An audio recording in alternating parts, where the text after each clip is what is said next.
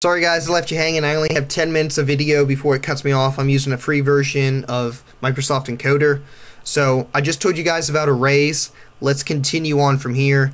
So you have arrays, and that's basically just, it's a pattern, cookie cutter pattern. Let's move on from there. Copy. We know how to copy. There's a bunch of different ways we can highlight, right click, clipboard, copy, and then we can paste it much as we want. There's a copy command up here.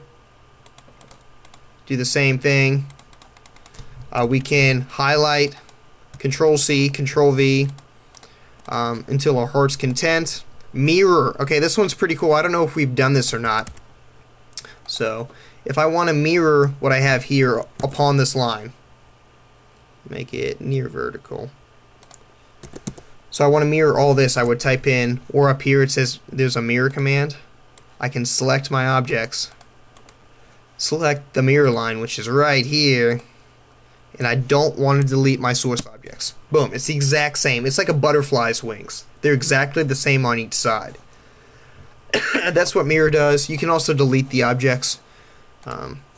Move, we've done the move command. I just type move. I don't. You can do this one too. Nah, that's rotate. Where'd you go?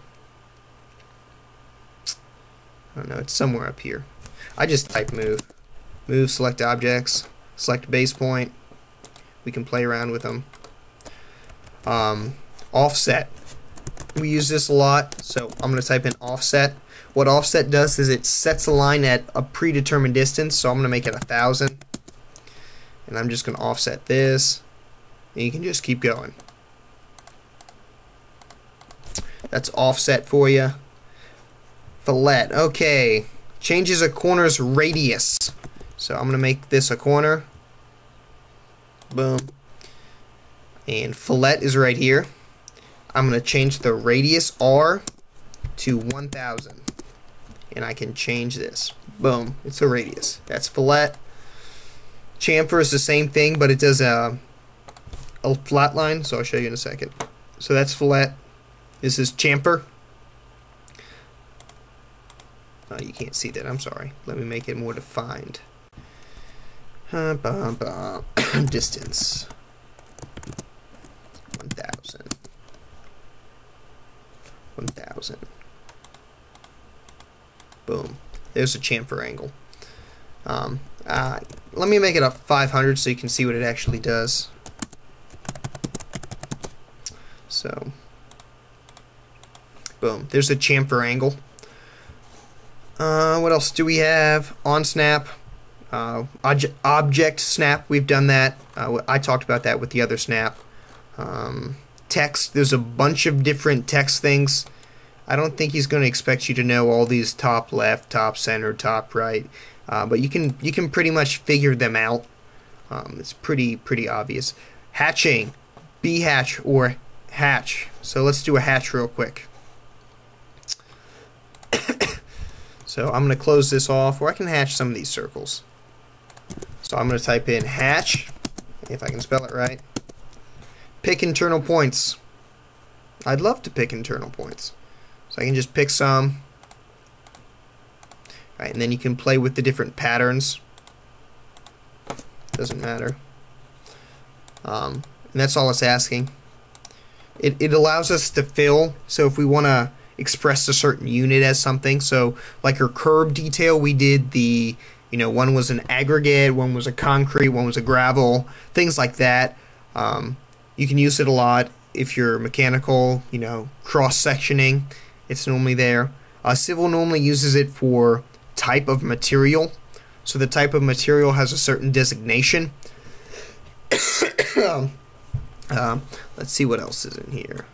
Let's go back to this. Plotting to scale. Oh, blocks. Let's talk about blocks first. What is a block? How I explained it to one girl today was a block is something that you want to put together like Legos, and you want to make it solid. So if you have a puzzle, let's talk about a puzzle, and you finish the puzzle and you're really proud of it, and you glue it all together. You can move the puzzle pieces as one. They're not going to fall apart on you. Okay?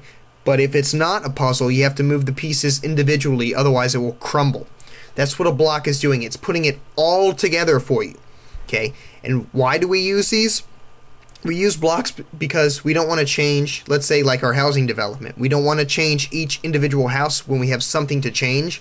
We want to change one house, then have it change on all of them. Also, we do this because it takes up less memory.